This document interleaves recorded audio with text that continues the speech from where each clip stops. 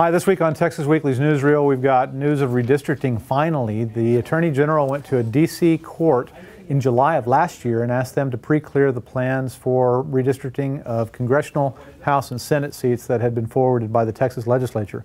Now, more than a year later, the court has finally come down with its ruling, and it says those maps did not protect minority voters in the way that they should have, and so they threw the maps out. The bad news is that they threw the maps out, and those will have to be redone. The good news is that those aren't the maps that are being used for the current elections. The current elections are being held under maps drawn by a second federal court in San Antonio. So those will probably go on without any effect. We'll have a bunch of appeals to follow. Greg Abbott, the Attorney General, says he'll go immediately to the U.S. Supreme Court. And then we'll have some legislative action after that, fiddling around with the lines and putting into law whatever the courts say they found wrong with the current maps. And then somewhere down the line, either in this case, in the voter ID case, or in something else, Texas and other southern states are expected to challenge Section 5 of the Federal Voting Rights Act. That's the part that says a state has to have pre-clearance from the federal government and can't erode the rights of minority voters.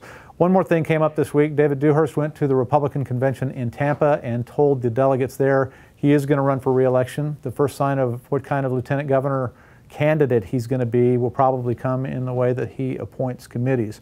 So far he's appointed one. He named Tommy Williams of the Woodlands to replace Steve Ogden as head of the Finance Committee.